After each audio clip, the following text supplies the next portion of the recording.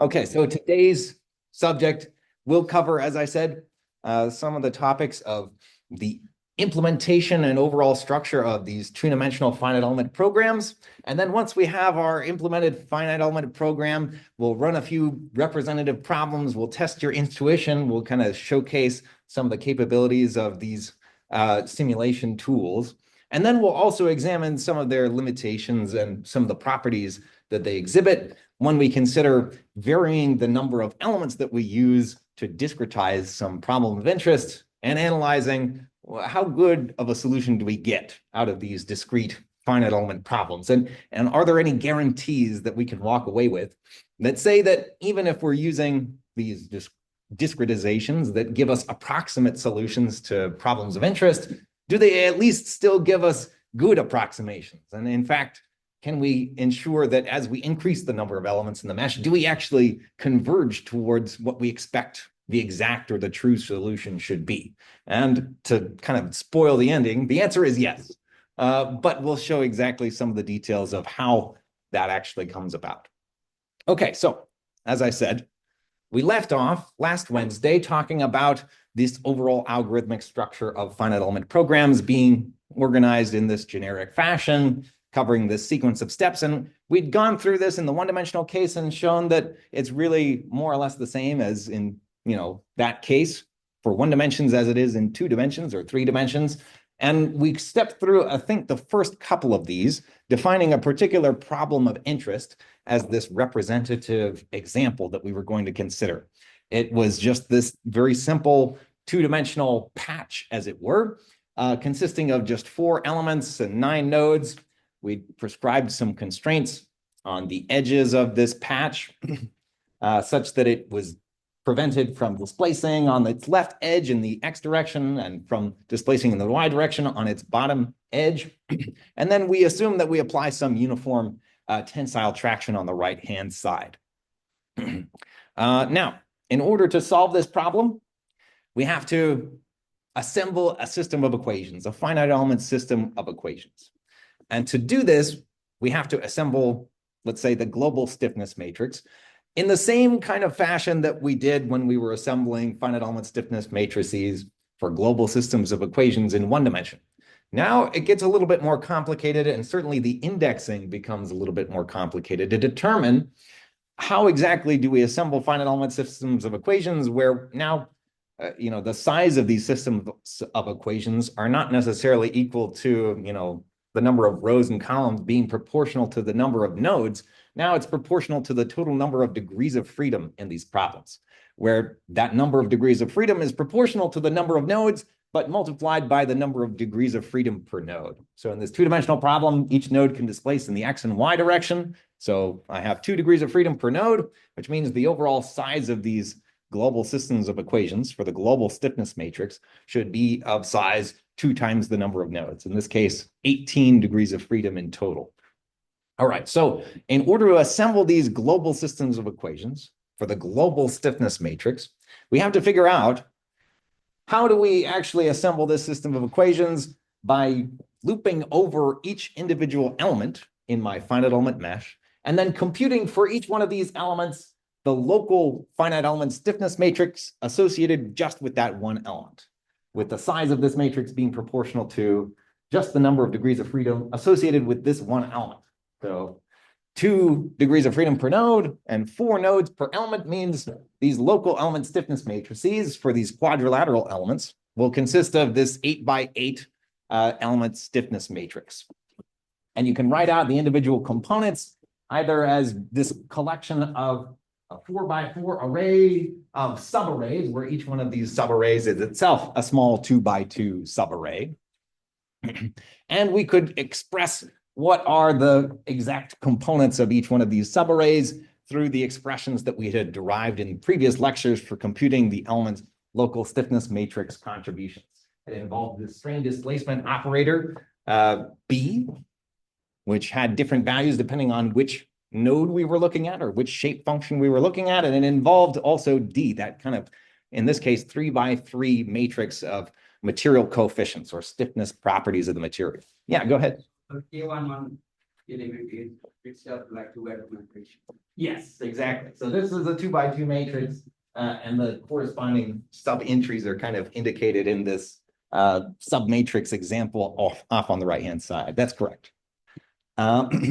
So we won't go through the details of exactly how you carry out these computations for these element stiffness matrices because we've gone through some of those details in previous lectures. But it's worth noting that this, B matrix is itself, at least in these two-dimensional problems, a small 3x2 matrix, right? 3 rows, 2 columns.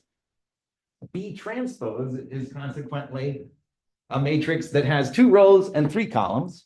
And then this inner matrix D has 3 rows, 3 columns. So if you think of the matrix multiplication operations that are happening through this sequence of multiplications, B transpose D times B, you have a 2x3 matrix multiplied by a 3x3 matrix multiplied by a 3x2 matrix, which gives back a 2x2 matrix in the end. So hence we can kind of rationalize where exactly that dimensionality of these element submatrices comes from. Now, to actually carry out these operations, obviously, there's a bunch of computations behind the scenes that we have to carry out. We have to assemble these different entries in these strain displacement matrices, the B matrices, which entails computing things like derivatives of the shape functions, not just with respect to the parametric coordinates C and eta, but also having to compute the Jacobian of the resulting isoparametric mapping for these elements, inverting that Jacobian, doing other things, computing its determinant in order to do a change of variables, in order to figure out how we can integrate this thing over some parametric domain of the element, and then finally applying numerical integration to actually carry out these integrals to compute the stiffness contributions. So there's a lot going on in this expression at the end of the day. And the goal of that problem number 3 in homework assignment 4 is to give you an opportunity to go through all of those steps and see how they fit together for the purpose of doing these computations. Finally, if you've computed all those things just for one element, now you have to figure out how to sum those into the appropriate entries in the global system of equations. And you could do that by noting that there's a local to global mapping of node indices relative to this one particular element, let's say element number 3, whose nodes are ordered like so. I have global node IDs, 8, 7, 4, and 5, corresponding to the particular order of the nodes of this element of interest. And we have a mapping, therefore, between the 4 local node IDs, 1, 2, 3, 4 of this element number 3 to the corresponding global node IDs in the global system of equations that we have to assemble. And we can use that local to global degree of freedom mapping to then figure out which entries in this global system of equations should we sum these corresponding entries, the K sub AB of this local element stiffness matrix. So there's a little bit of trickery to figure out how exactly should I figure out which entries in the global system of equations should I, where should I sum these local element stiffness contributions? But you can make use of this local to global node mapping to figure out where that should go. Okay, so that's local element stiffness matrix computations and assembly. You can do a very similar thing when you're assembling force contributions, element force contributions, coming specifically from these distributed tractions or forces per unit of surface area that might be applied, let's say, across some number of surface elements or boundary elements to which we apply these traction boundary conditions. And to carry out those computations, we have to carry out these surface integrals. We derived in a previous lecture what exactly these surface integrals look like. They involve computing something that looks like the Jacobian, but rather than computing the determinant of the Jacobian, we actually had to take some other measure of the resulting Jacobian matrix to figure out how to transform these integrals over these line segments into an equivalent integration over just a single one-dimensional parametric coordinate frame. But we could do this. We can compute what's the product of the traction vector times the corresponding basis functions integrated over each one of these things to figure out how much of this traction should be lumped into an equivalent force applied at each one of these different nodes of that corresponding surface element. And then we can figure out which entries in the global array of external forces should we sum those lumped nodal forces for each one of these boundary elements. All right. Similar kind of procedure to figure out which indices by finding out if there's some local to global surface element node number mapping that we can use that defines each one of these surface elements. We can use that same mapping to figure out which entries in the global force array we should sum these lumped nodal forces to. Okay, so that's all kind of a review, as well as this from sort of the lecture from last Wednesday. Same thing, we can figure out which entries in the global vector of nodal displacements, where should we actually apply some of our constraints? Things like applying this constraint on the displacements. I think perhaps this part of the actual solution setup is actually taken care of for you in that uploaded version of the MATLAB script that enforces the boundary conditions. So I don't think you necessarily have to deal with this yourselves, but it's worth noting that there's just some additional trickery that we have to figure out to determine which entries in the global vector of displacements should we kind of prescribe these, displacement boundary conditions. All right, now moving on.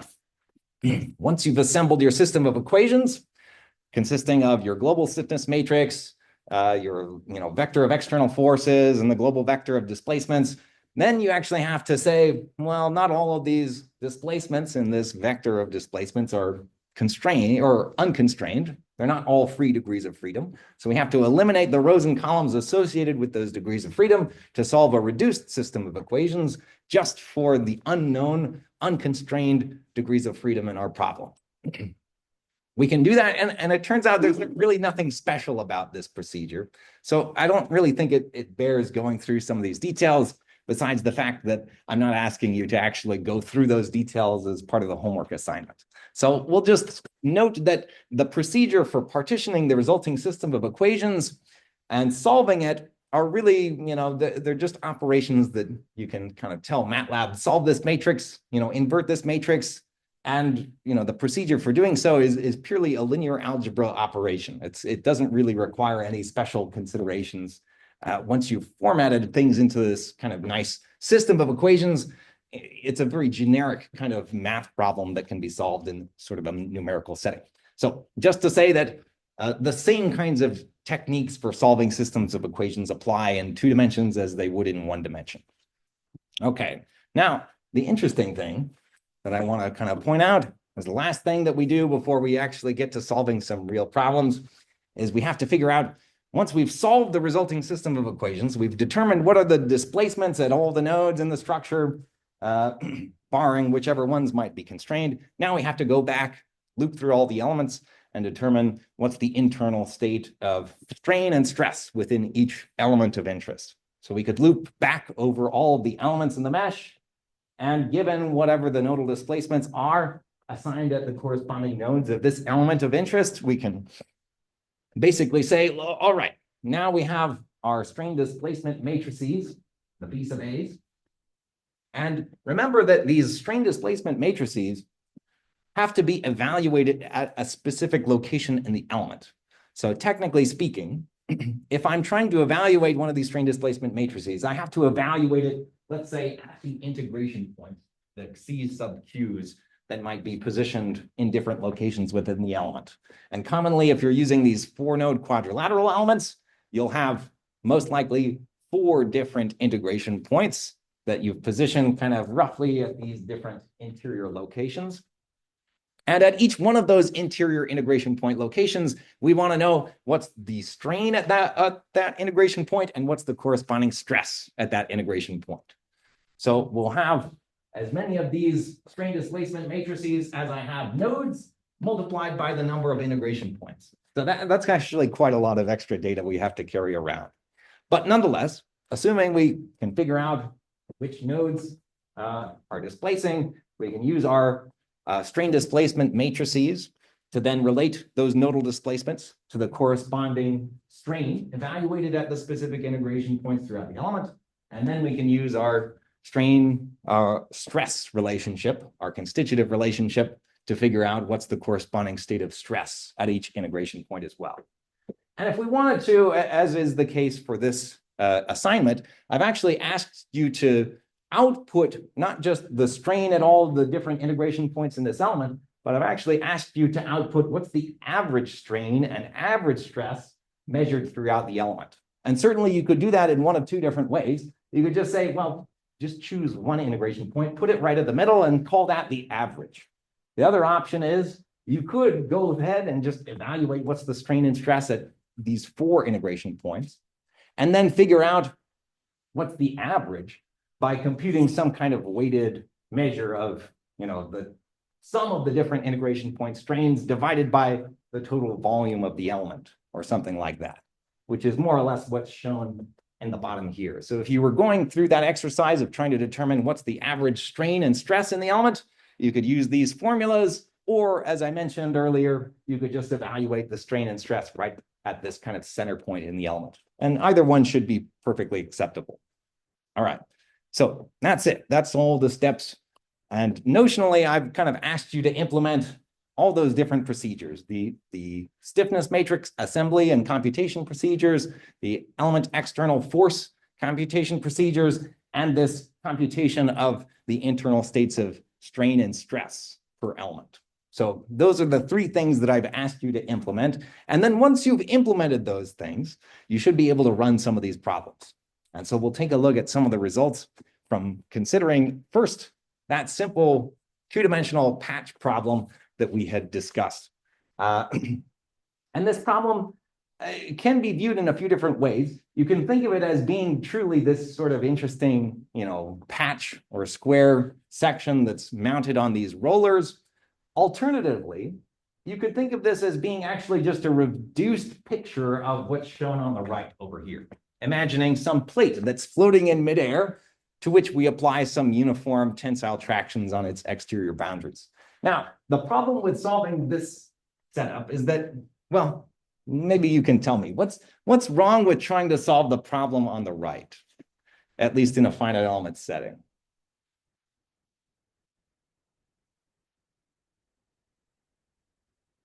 So for example, if instead of solving this problem, we just taken this, discretized it into, I don't know, however many elements you want, assigned some traction boundaries on the left and right, and then said, okay, go finite elements, solve this problem, find out how this, patch should deform under the applied loads.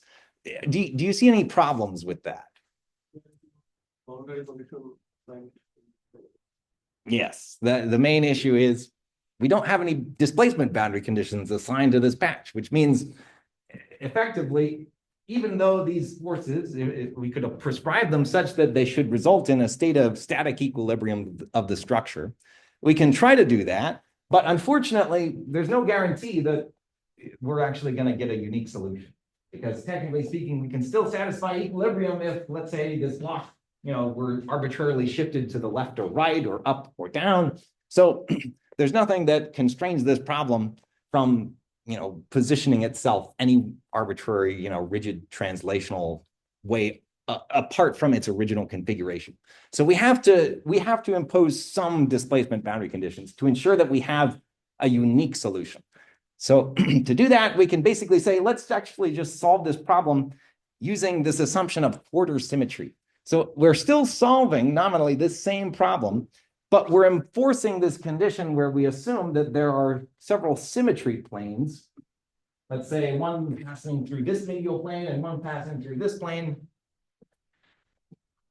that enable us to solve just kind of like a small quarter or, subset of this problem. And suppose that by symmetry, we can recover what's the solution by reflecting what's happening to this block over here and then reflecting this block down here. So we could solve this just assuming quarter symmetry.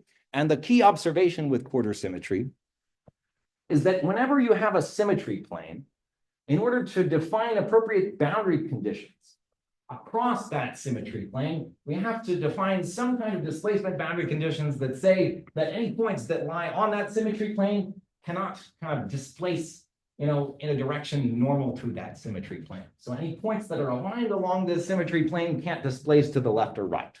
And the same thing is true of points along this bottom symmetry plane. They can't displace up or down. which is kind of equivalent to these displacement boundary conditions that we've prescribed to this patch. We've presented, or rather we prevented points along this edge from displacing in the x direction, and points along the bottom edge we prevented from displacing in the y direction. So that's how we've gone about actually enforcing these symmetry boundary conditions, is by basically just constraining the normal displacements on each one of these different edges. Okay, so fairly straightforward, and we can solve this problem. And we actually talked about how we solve this problem in the context of just classical elasticity theory. That was what we did last Friday. And we went through the exercise and we determined that the resulting displacement field should look something like a linearly varying displacement field. And the state of strain and stress internal to this patch should just be constant throughout. So constant state of internal stress, constant state of non or uniform strain throughout this kind of whole patch. And well, what do you think? How exactly would you plot the resulting deformed shape of this kind of block under deformation? What do you think it should look like?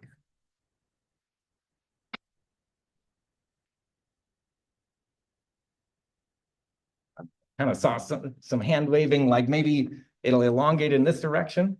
So at least that much is true. And then what do you think about, the vertical displacement of the patch? Yeah, compress. So it should look something like this. It should elongate in the x direction, contract in the y direction, respect the kind of symmetry boundary conditions, such that indeed we can get kind of an answer that looks exactly like that. Now, we can't actually solve this problem, analytically. At least we're solving this in a finite element context. So if we wanted to solve this problem, we first have to, take whatever problem we had defined here and convert it into an equivalent finite element problem by discretizing it into a collection of nodes and elements, prescribing equivalent constraints at each one of the different nodes in the structure, and then applying whatever kind of equivalent tractions to each one of these different, sections of the boundary corresponding to these surface elements. All right, so we can solve these problems by, basically setting up these problems in the context of that simple two-dimensional finite element program that I've been alluding to throughout most of the lecture. And you'll notice that at least the program that I've provided you with has a separate MATLAB function that is called define problem. And it actually lists off a bunch of different two-dimensional problems, including things like defining all the nodal coordinates for that problem, or defining the element connectivity for all the different quadrilateral elements of interest, and defining all the material properties, defining the connectivity of each one of these face elements or boundary elements to which we're prescribing traction, defining what are the traction values, the assumed constant traction applied to each one of these boundary elements, and then finally prescribing what are the constrained displacement degrees of freedom of these nodes to which we're assigning constraints. Lastly, I've also included a small logical flag that just toggles whether or not I'm solving a problem assuming plane strain conditions or plane stress conditions. So if you see this plane strain flag, if it's equal to true, then I'm assuming plane strain conditions. If it's equal to false, then I'm assuming plane stress conditions. So just bear that in mind, because you're in the implementation of these methods, you're also going to have to figure out what to do, whether or not you're solving things under plane strain or plane stress conditions. All right, so now we can solve this problem. We can plug it in, we can run our analysis, and we get something that agrees with our intuition. We have that patch. Initially it was nice and square. Now you can kind of see in its deformed configuration, it's elongated and it's contracted in the x and y directions respectively. So that confirms our intuition. We also see that the XX component of stress plotted through this nice visualized color plot looks like it's a nice solid color, which basically means that it has the same value of XX stress everywhere in the element, or rather everywhere in the patch, meaning each element has the same average value of axial XX component of stress. However, you'll notice something interesting. The XY component of stress, the shear stress, as well as the YY vertical component of stress, they don't appear to be constant values. But, it might be hard to read this. But I'll mention that the magnitude of this XX component of stress is close to 10 to the 6th or something. So close to, the order of like megapascals. By comparison, the magnitude of the stresses, even though they're different throughout this, are nonetheless on the order of 10 to the minus 10. So really, really, really small. Variable, but very small. Now, what does that mean? What can you rationalize why are the stresses truly just equal to a constant value, and why are they just like really small? What do you think?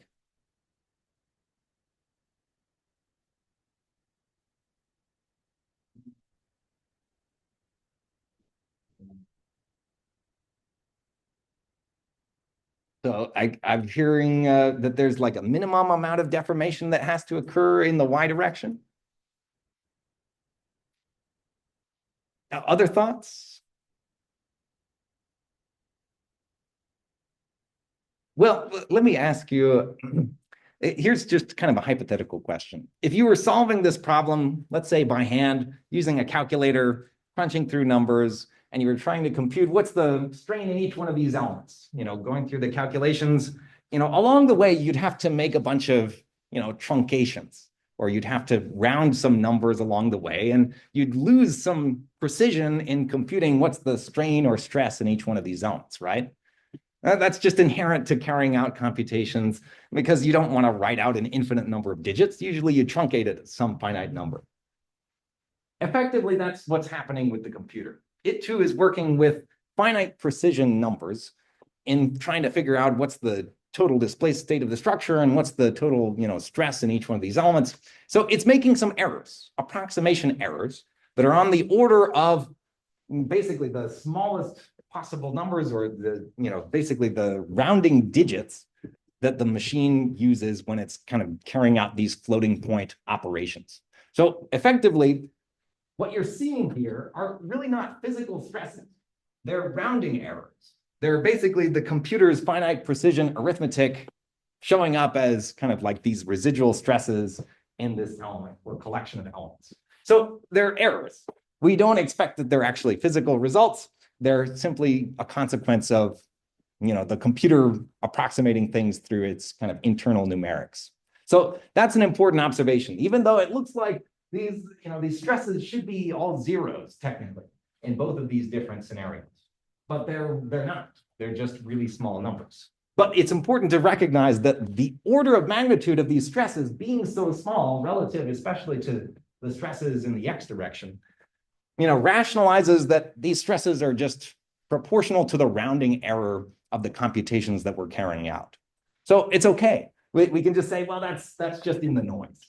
They're really, really small. In truth, I'm kind of plotting them, in this kind of exaggerated way just to showcase that they are slightly different, but it's all just numerical noise. So always bear that in mind, that whenever you're carrying out finite element computations, because you're doing it numerically, you're going to show up, some of these errors. That's just inherent to carrying out numerics on a computer. All right. Now, let's consider a few other problems and test some of your intuition as to what you think the answers should look like. So proceeding along some of these lines and using some of the already implemented problem types that I've defined in this program, let's look at this simple cantilever beam problem. So I've completely constrained all the nodes from displacing in the x and y directions along this left edge. And I've also prescribed a uniform vertical shear traction on the end of this cantilever beam.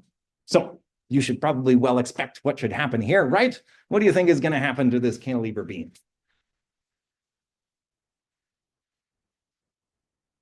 Yeah. I'm kind of seeing it visually. It's going to deflect downwards under this kind of tip loading. And maybe you even remember off the top of your head, what was the formula for the deflection of the tip at a cantilever that's loaded by some endpoint load in terms of the material properties, the geometric properties of the beam, and other things like that? Yes, yeah, I think I heard it. PL cubed over 3EI is the tip deflection. So we can use that as kind of a baseline reference to figure out if we carry out these finite element computations, are we getting something close to that? So at least I'm applying kind of our engineering tools that we already are familiar with and trying to verify, does our solution match with that? That's always a good check you want to do. If you don't have, the time to actually work through the details of a really, really, refined elasticity solution, you can always use just classical engineering beam theory for problems like this. So we expect that, it's just going to deflect downwards. What about the stress distribution through this beam? What do you think it's going to look like?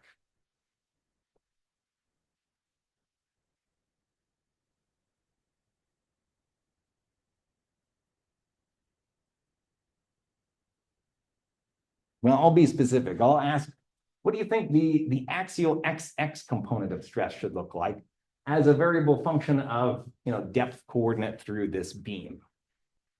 How will it kind of vary through the depth?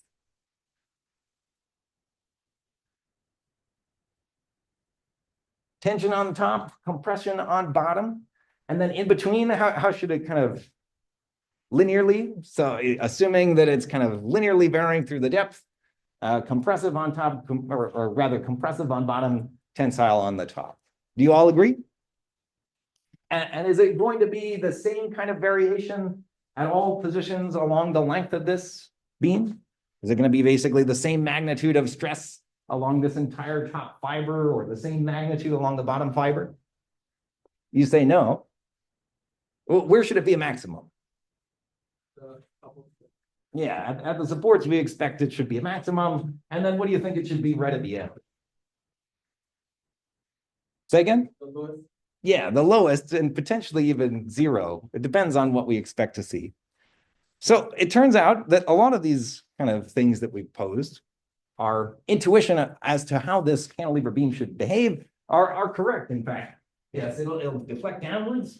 It'll experience axial XX stress that varies linearly through the depth of this beam and has maximum kind of tensile stress on the top fiber, maximum compressive stress on the bottom fiber, but it tapers off. It's a maximum right near the support, and then it kind of ramps down to basically zero axial stress through the full depth of the beam right at the end where we're applying that load.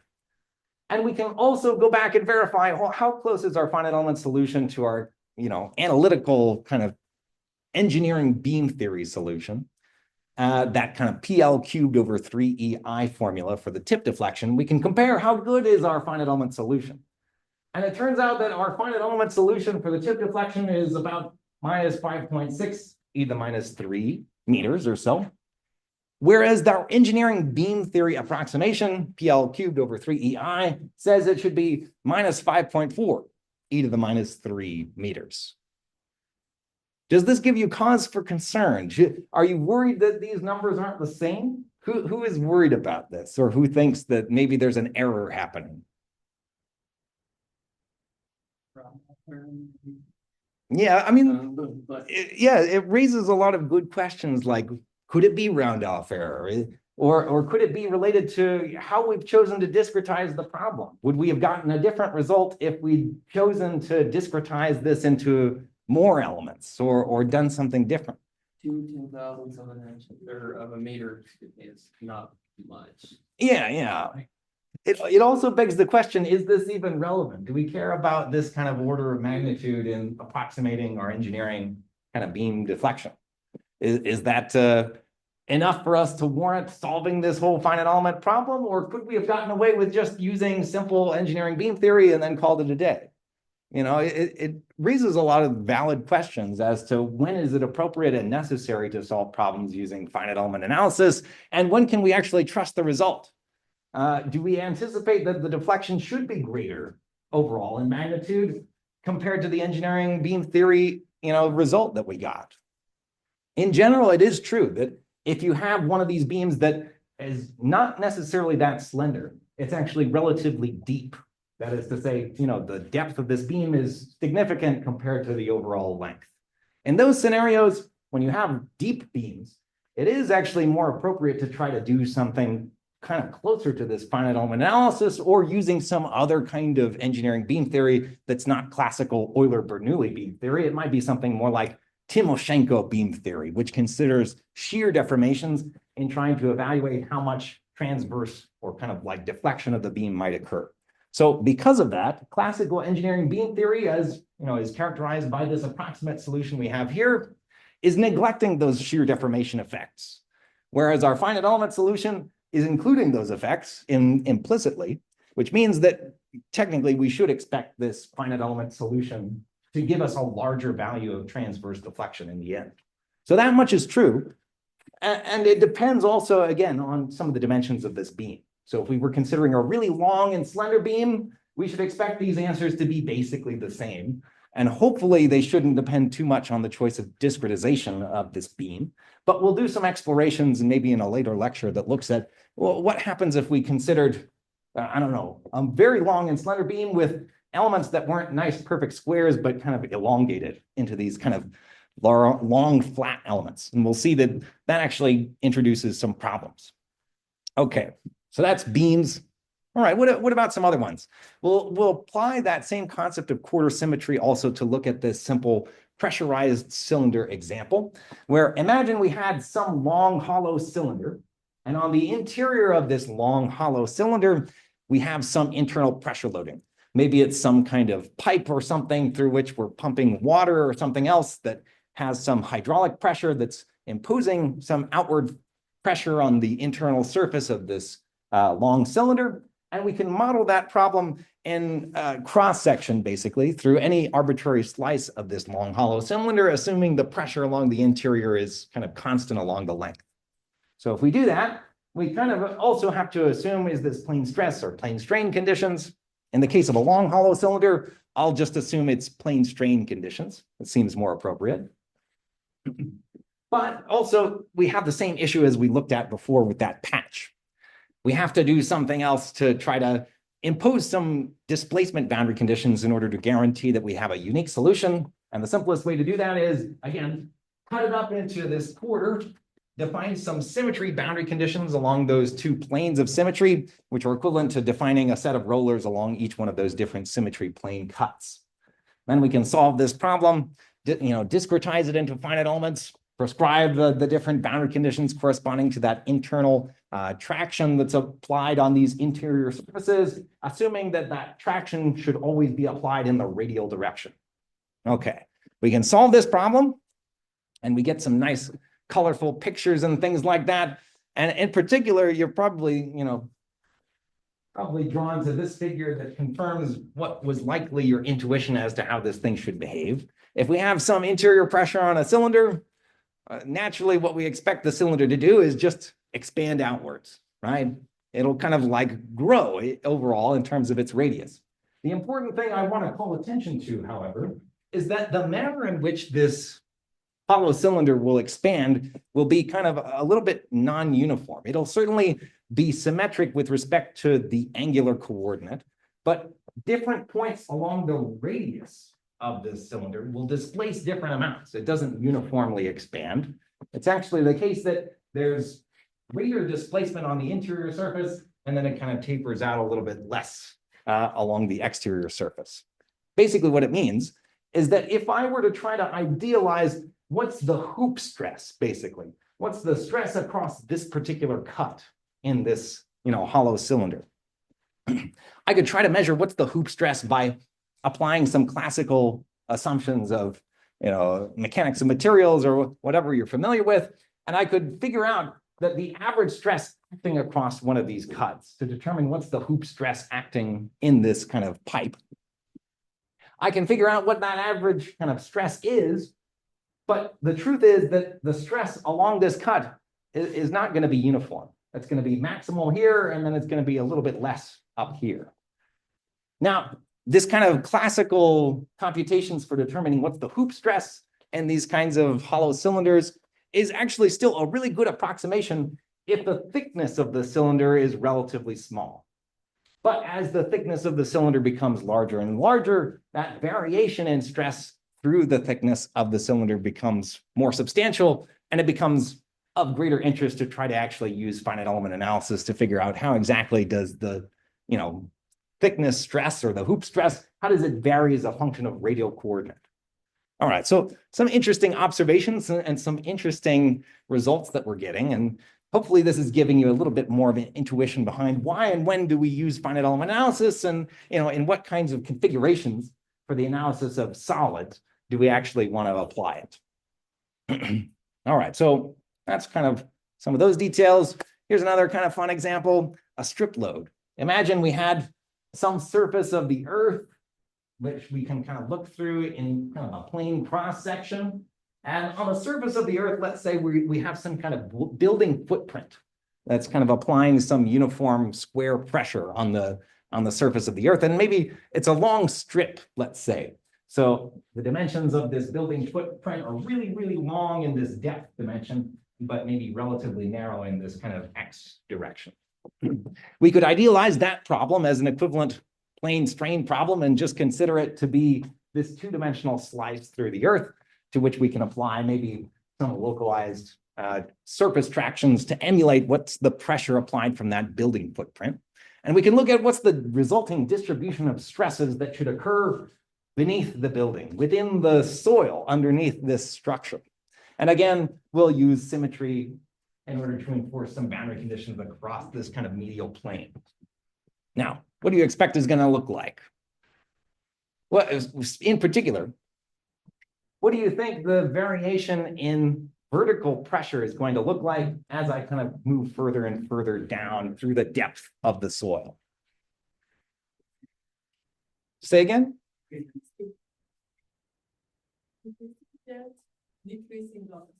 Okay. Decreasing overstress with increasing depth. So in other words, if this kind of vertical pressure was, let's say, equal to P, then maybe as I get further down, it'll be like some lesser value than whatever that P was. And maybe it'll even be distributed over a larger area. So if it was distributed over this limited cross-section here, I should expect that this equivalent force should be distributed over maybe a larger kind of distributed section of the soil underneath. If you're familiar with that kind of basic heuristic from soil mechanics, if you have a localized surface force kind of applied over maybe the surface of the Earth, the distribution of that force will kind of fan out almost in like a triangle or a trapezoid. So intuitively, that's kind of what we anticipate should happen. What about other kinds of stresses like shear stress within the soil? Where do you think the shear stress is going to be a maximum? At the surface. And then also, I like the surface. What about kind of where in particular under this building footprint do we expect the maximum shear stress to likely occur?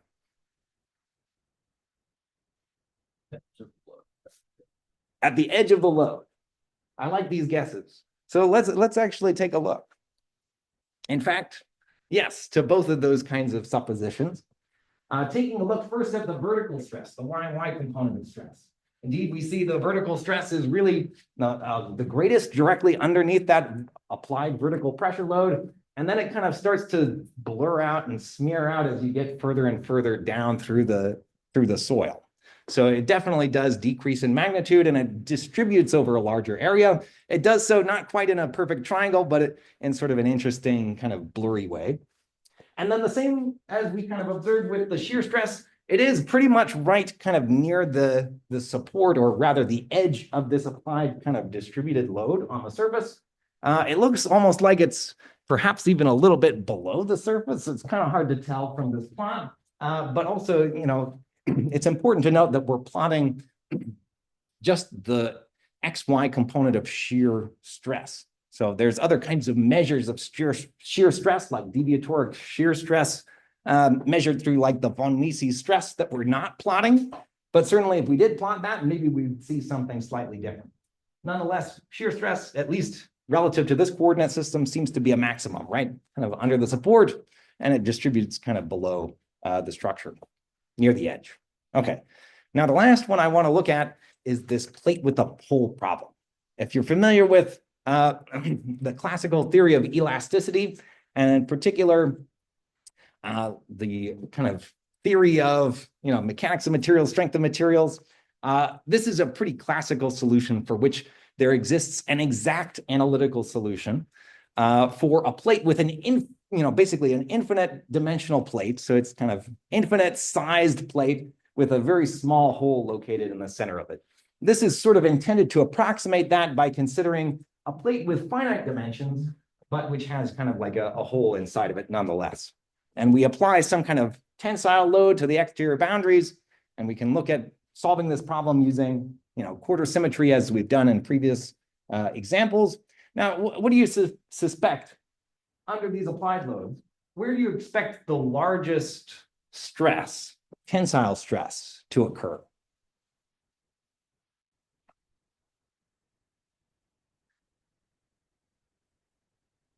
I heard radius, like maybe it should be on the inner surface. Yeah, okay. And where specifically, if I'm looking at, let's say, the XX component of stress, where should that XX component of stress be a maximum? Where do we anticipate that should happen?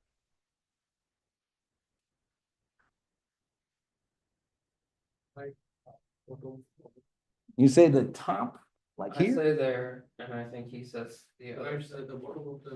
You're saying here? Who agrees? Who says here? One and here? Some mixed answers? Well, it's important to emphasize, which component of stress we're looking at, because it depends. If it's XX versus YY, it might be at one of these different locations. But to give you the reveal, looking specifically at this XX component of stress, where blue is kind of the maximum value of tensile XX stress, it turns out it is at this kind of top inner corner. So in effect, what you can kind of visualize is going on internal to this plate. If I have a plate that kind of looks like the full thing, not just this quarter of it, and if I have stresses acting on the exterior boundary of this plate, you can kind of think of the lines across which, different parallel lines of these, equal and opposite forces applied at different elevations along the exterior of the plate, that these will want to basically transmit the force through the plate, ideally just by going straight across through the plate, right?